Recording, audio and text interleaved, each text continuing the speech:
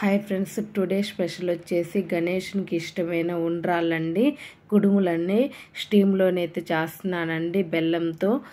చాలా హెల్తీగా చాలా టేస్టీగా అయితే ఉంటాయండి. నేను చేసిన విధంగా ఒక్కసారి చేయండి, ఇట్లనే పదే పదే ఇట్లనే చేస్తారండి. ప్రాసెస్లోకి వెళ్ళిపోదాం, చూసేయండి. వెల్కమ్ టు చిన్నా లాక్స్. చూడండి, ఈరోజు చేసిన రెసిపీ వచ్చేసండి వినాయక చవితికి మన బొజ్జ గణపతికి ఇష్టమైన ఉండరాలండి. బెల్లం ఉండరాలను అయితే చేసి చూపిస్తున్నానండి.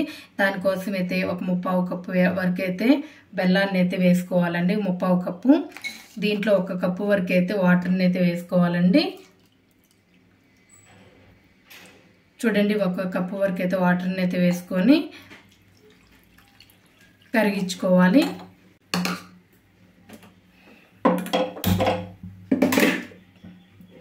ముందు బెల్లం వాటర్ని అయితే కరిగించుకోవాలండి. మనం పండగ రోజున ఏం చేసినా చేయకపోయినా ఉండరాళ్ళు అయితే ఖచ్చితంగా చేస్తాం కదండి. నేను చేసిన విధంగా అయితే ఖచ్చితంగా చేయండి, చాలా బాగుంటాయి ఉండరాళ్ళు. చూడండి, బెల్లం మొత్తం అయితే కరిగిపోయిందండి. స్టవ్ అయితే ఆఫ్ చేసేసుకొని ఇవి వడబోసుకోవాలి. చూడండి, వేరే ఒక కళాయి అయితే తీసుకొని లైట్గా కొబ్బరిని అయితే వేయించుకోవాలండి.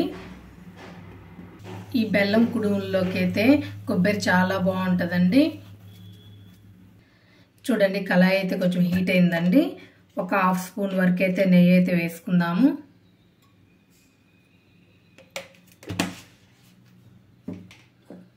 ఒక 4 స్పూన్లు ఉండేటట్టు అయితే కొబ్బరిని అయితే మిక్సీకి అయితే వేసుకొని పెట్టుకోవాలండి.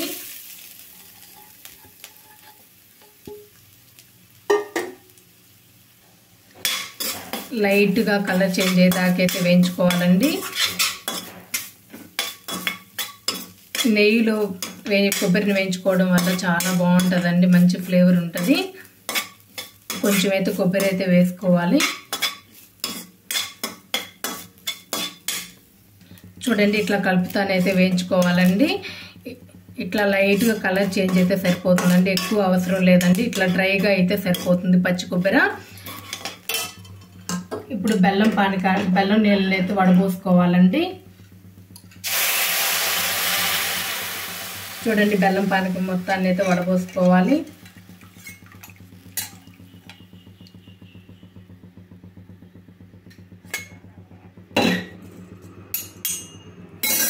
చూడండి, ఇట్లాంటి కొంచెం రాళ్ళలాగా ఉంటాయండి, ఖచ్చితంగా అయితే వడపోసుకోవాలి.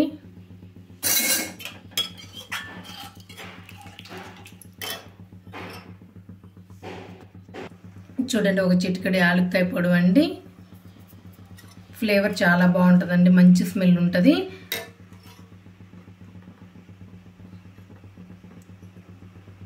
కొంచెం సాల్ట్,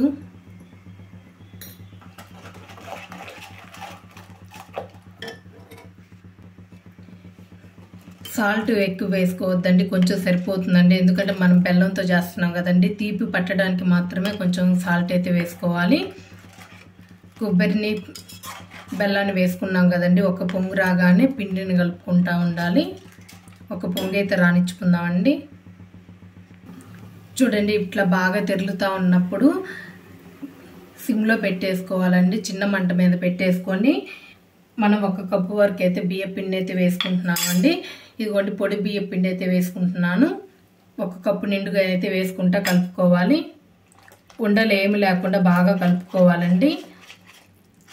హై ఫ్లేమ్లో పెట్టుకోవద్దు, సిమ్లోనే పెట్టేసుకోవాలి. చూడండి, పిండి మొత్తాన్ని అయితే వేసేసుకున్నాము. మనం పోసిన వాటర్కి కరెక్ట్గా ఉంటుందండి పిండి. ఇట్లా కలుపుతానైతే ఉడికించుకోవాలండి. ప్యాన్ సపరేట్ అయ్యేదాకా కొంచెం పిండి గట్టిగా అవ్వాలి.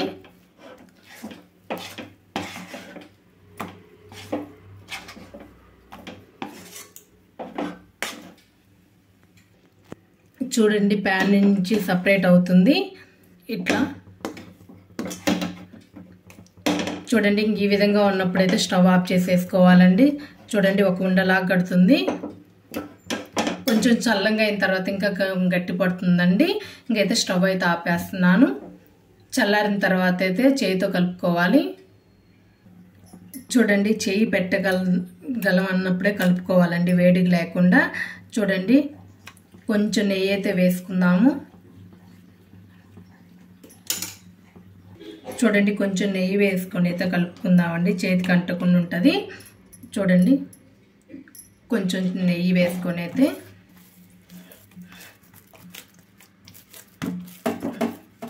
బాగా కలుపుకోవాలి. చూడండి నాది తెల్లగా ఉంది కాబట్టి బెల్లం ఇట్లా కలర్ వచ్చిందండి, లేకపోతే మంచి కలర్ వస్తుందండి బెల్లం కలరు. స్వీట్ అయితే కరెక్ట్గా సరిపోయింది, కొంచెం తెల్ల బెల్లం కావడానికి అయితే ఇట్లా ఉంది. చూడండి కుడుములలాగానే ఉండ్రాలలాగానే ఏ విధంగా మీకు వీలైతే ఆ విధంగా అయితే చేసుకోవచ్చండి. కొంచెం కొంచెం పిండిని తీసుకొని చూడండి ఫస్ట్ రౌండ్గా చేసేసుకోవాలి. ఫస్ట్ ఇట్లా రౌండ్గా చేసుకొని పిరికిడి మోడల్లోనైతే చేసుకోవాలండి. ఇట్లా ఏలు ఇట్లా పడాలండి, ఈ విధంగా అయితే చేసుకుందాము. చూడండి కొన్ని ఉండ్రాల్లాగా కూడా చేసుకోవచ్చండి. కొంచెం కొంచెం పిండిని తీసుకొని చూడండి నెయ్యి కొంచెం అప్లై చేసి అసలు చేతికి అంటకుండా వస్తుందండి. చూడండి ఫస్ట్ ఇట్లా రౌండ్గా చేసుకొని ఇట్లా వేలు పడే విధంగా అయితే నొక్కేసుకోవాలి.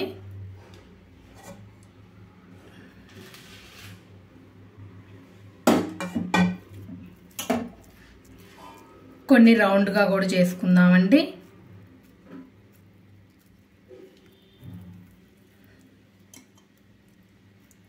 కొన్ని రౌండ్ షేప్లో కూడా చేసుకుందాము. చూడండి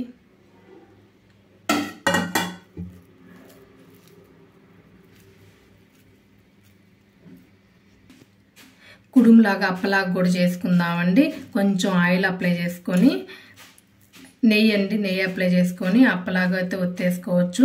కొంచెం మందంగానే ఒత్తాలండి, పలచగా ముడుపు ఉండకూడదు. చూడండి ఇట్లా రౌండ్గా తీసుకొని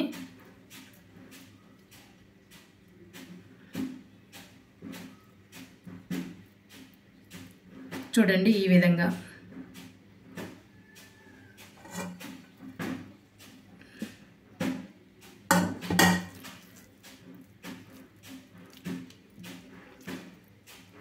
మీకు నచ్చిన విధంగా చేయొచ్చండి ఉండరాలు ఇట్లా.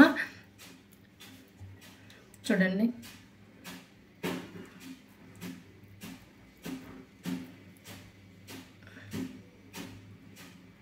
కొంచెం మందంగానే ఉండేటట్టు అయితే చేయండి, అప్పుడు మరి పలచగా ఉండకూడదండి కుడుము అనేది.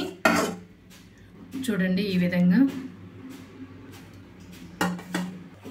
చూడండి మొత్తం పిండి అయితే ఇట్లా చేసేసానండి. కొన్నేమో పిడి షేప్లోనైతే చేశానండి, కొన్ని రౌండ్ షేప్లోనైతే చేశాను.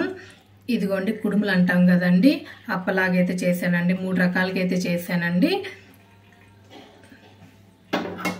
నేనైతే ఇడ్లీ పాత్రనైతే తీసుకుంటున్నానండి. చూడండి బనానా లీఫ్నైతే అరిటాకునైతే పెట్టుకొని మనం చేసుకునేవి ఒకటి 1 by 1 పెట్టేసుకోవాలి.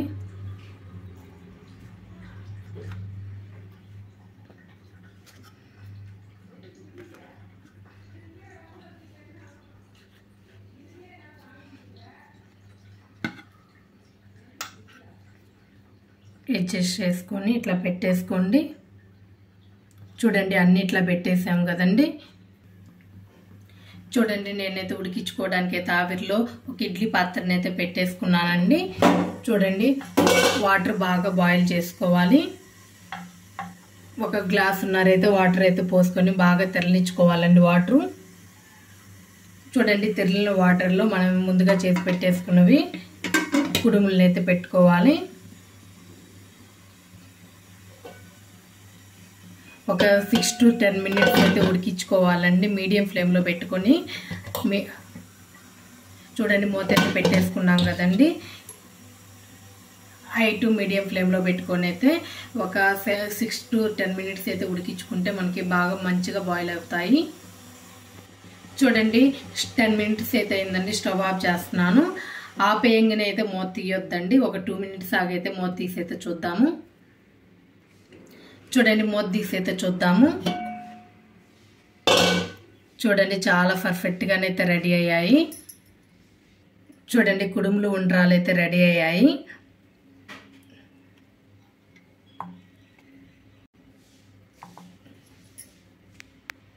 చూడండి, ఒకటి తుంచి చూపిస్తున్నాను. చాలా స్మూత్గా చాలా బాగుంటాయండి. నేను చేసిన విధంగా అయితే ఒక్కసారి చేయండి, చాలా టేస్టీగా అయితే ఉంటాయండి. నా వీడియో కనుక నచ్చినట్లయితే లైక్ చేయండి, షేర్ చేయండి, కామెంట్ చేయండి. ప్లీజ్ సబ్స్క్రైబ్ చేసుకోండి. Thank you.